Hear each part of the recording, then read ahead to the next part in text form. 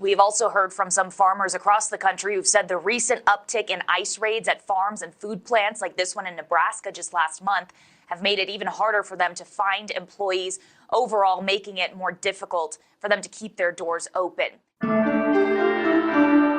Okay, so speaking of immigration, the immigration raids have left the crops unharvested at some California farms. Lisa Tate is a sixth-generation farmer in Ventura County, California, an area that produces billions of dollars worth of fruit and vegetables each year, much of it handpicked by immigrants in the U.S. illegally. Quote, "In the fields, I would say 70% of the workers are gone," she said in an interview. If 70% of your workforce doesn't show up, 70% of your crop doesn't get picked and can go bad in one day. Most Americans don't want to do this work. Most farmers are here barely breaking even. I fear this has created a tipping point where many will go bust. One Mexican farm supervisor, who asked not to be named, was overseeing a field being prepared for planting strawberries last week. Usually he would have 300 workers, he said. On this day, he had just 80.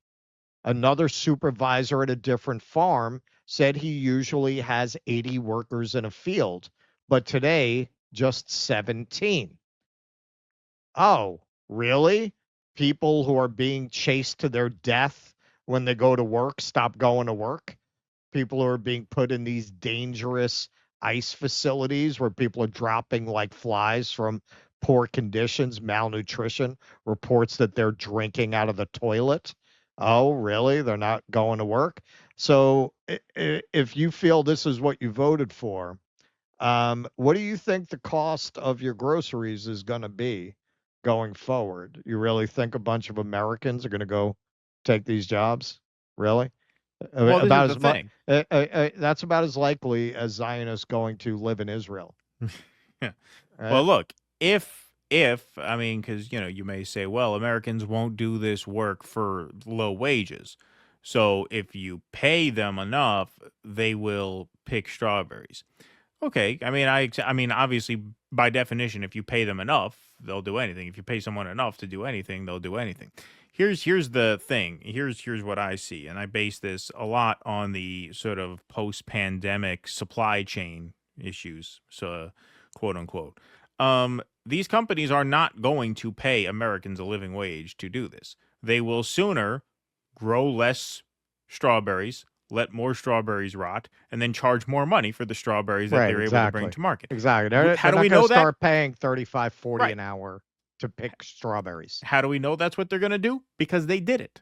They did it. Coming out of COVID, that's exactly what they did. They choked supply and increased prices. And what happened to their profits? Their profits went through the fucking roof. Their corporate profits were at a record high in the post-COVID supply chain crisis, quote unquote. So paying Americans a living wage is just not on the menu. They're not going to do that. They would sooner grow less berries, let more berries rot, and charge more for the berries that you buy. And they'll make money that way. And what they're going to do is drive the small farmers out of business, and you'll just have further consolidation from the large companies that can weather that kind of a transition. Right, exactly. So here's one report about the impact this is having on real farming. I'm here in the Dalles at CE Farm Management, and owner Ian Chandler tells me that they had to start off their harvest with about 50% of the workforce that they normally have. And because of that, this year's cherry harvest, as well as the future of their farm, is in jeopardy. What we have here is we have cherries. These are bings. Branches heavy with cherries. You have to pick them at a certain sugar level. Tons and tons, destined to shrivel on the vine. So like this fruit is not going to be able to be harvested because it's too far gone. That's because on day one of the harvest, about half of their 120-person workforce wasn't there. Our harvest workforce is primarily immigrants. I would say the majority are from Mexico originally. They are skilled workers who come up every single year. A lot of people have a lot of fear based on their ethnicity, which is an unfortunate thing. Chandler says the fear over ICE raids isn't just present at his farm, but across many farms like his.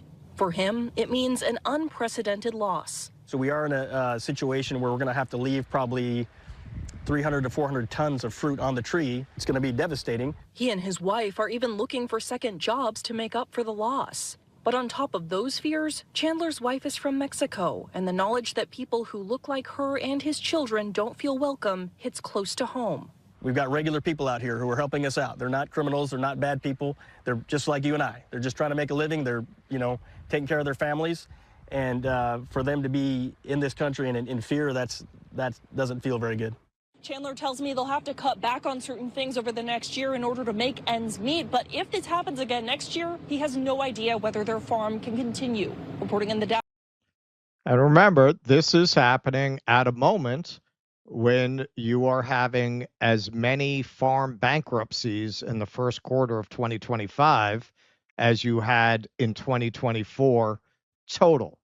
So the farms are already in a very vulnerable position. That's partly because of inflated prices on seed, on fertilizer, interest rates being high. This has long been a curse, particularly of small farmers needing to borrow money in order to get through the season and hopefully get ahead for next season. And now you throw this into the mix, and it's the straw that broke the camel's back, particularly for the small farmers that we're supposed to care about so much. So here's just a little bit about that from News Nation. These loans that were these operating loans are that might have been financed in the 3, 4, or 5% are now getting financed in the 7 to 9% interest rates. Then you have an increase in overall input costs. Then combine that with lower commodity prices. It just results in farmers having no other option but to seek a Chapter 12 bankruptcy filing to continue their operation. We've also heard from some farmers across the country who've said the recent uptick in ICE raids at farms and food plants, like this one in Nebraska just last month, have made it even harder for them to find employees, overall making it more difficult for them to keep their doors open. Those changes, coupled with higher expenses and concerns about the current trade environment, mean some family farmers are hurting and, as we said, are really forced to turn to bankruptcy. Thank you for watching. Subscribe below and download our news. Oh, no. Oh, my God. But don't worry. Where'd that come from? Yeah, exactly. It totally harshed my mellow. All right, but don't worry. Don't worry. Our Secretary of Agriculture's got you, man. She has a solution. You're going to love it. I can't underscore enough. There will be no amnesty. The mass deportations continue, but in a strategic way, and we move the workforce towards automation and 100% American participation, which again, with 34 million people, able-bodied adults on Medicaid, we should be able to do that fairly quickly. Thank you. Okay, so out of, I believe it's 35 million. This is off the top of my head. My numbers may be a little off, but I don't think so. 35 million Medicaid recipients, 22 million are over 50. They're over 50. That sounds right. Yes. That is who. Yeah. Yes, that is who she is talking about, throwing into the fields people who are in need of Medicaid, many of whom are on Medicaid because they're sick. They're sick, and about 2/3 of them are over 50 years old. And look at what she goes to first. Automation. They don't want to give you jobs. What they want, as the person who actually posted that clip said very eloquently, this is a manifesto for a low-wage police state. Deport the immigrants, threaten the poor, automate the rest. Yep. Welcome to the new American workforce powered by cruelty, not dignity. Exactly. This is happening at a moment when this is what the latest inflation report looks like. Eggs are up, I think it's 27.3% over the last year. Coffee, 12.7%. Steaks 12.4, ground beef 10.3, apples 7.2. Is this a moment where the American consumer, where the American family, particularly workers, can afford to absorb an enormous increase in prices resulting from scarcity in all of these crops that we don't have belabor the pick. I mean, I know it's very emotionally satisfying to say, this is what I voted for. This is what I voted for. But are you going to go and when you can't get an apple for less than $3, you're going to go, this is what I vote for. This is what I voted for. I don't think too many people are going to be saying that at this point. It's not that there is no issue with our foreign policy. Probably the smart way to deal with it would have been guest worker visa programs being expanded, but that would require an interest in governing rather than an interest in scapegoating a group in order to build support for the construction of a police state that is going to suppress the population when they realize that they've been completely thrown overboard by the rich who are going to continue even more so to scoop up all the spoils. That's what they need the police state for. In order to get you to support that wasn't going to work with the lib approach with the eat bugs and own nothing and be happy. That wasn't working. So, you slap a couple packets of ketchup on the ear and everybody votes for this guy who ushers in the whole Bill Gates mark of the beast program that these people would have fought against if it had come in under Harris. And the Democrats, because of their ideology, they can't scapegoat immigrants that way. These guys don't have that obstacle. And on top of all that, President Donald Trump's tariffs continue to work their way through the U.S. economy, even as the risk of further escalation grows. Trump announced Saturday that the U.S. will impose 30% tariffs on the European Union and Mexico starting August 1st. On Monday, Trump threatened to impose secondary tariffs on Russia's trade partners at about 100%. Tariffs are a tax on imports from foreign nations paid by U.S. companies that import the good or service. Businesses negatively affected are expected to pass on at least some of that additional cost to consumers through higher prices. Quote, while inventory front-running has mitigated the need to raise goods prices, it will become increasingly difficult for businesses to absorb higher import duties as pre-tariff stockpiles dwindle. Sarah House, a senior economist at Wells Fargo, said in a July 8th research report. We expect core goods prices to pick up further in the second half of the year as a result.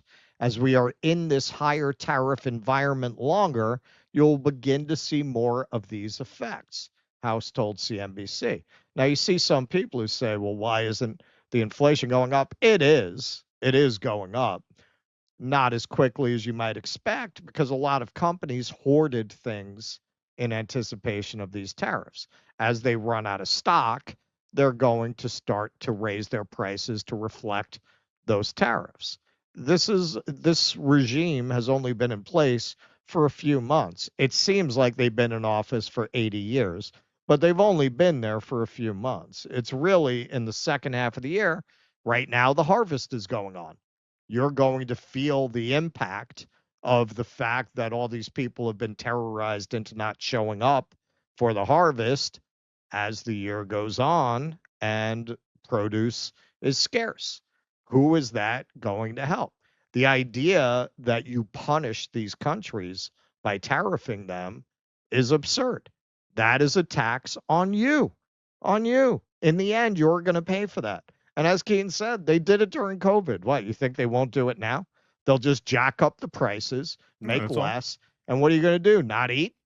It's easier for them to just produce less and make it more expensive. Who's going to stop them? Trump? Huh. Right. He's not going to care. And he's going to keep telling you as your quality of life continues to deteriorate about how it's the greatest economy anybody's ever seen. It's hot. We're hot, now. We're hot. The hottest country on earth. That's right. And no, I mean, look, we have not really begun to even feel this yet. No. I mean, this is really the calm before the storm. Yes. Hey, come see us on tour. We're going to be in Toronto, Red Bank, New Jersey, Northampton, Massachusetts, Concord, New Hampshire, Oxnard, California, Rutherford, New Jersey, New York, Edmonton, Calgary, and Vancouver. Go to jimmydore.com for a link for tickets.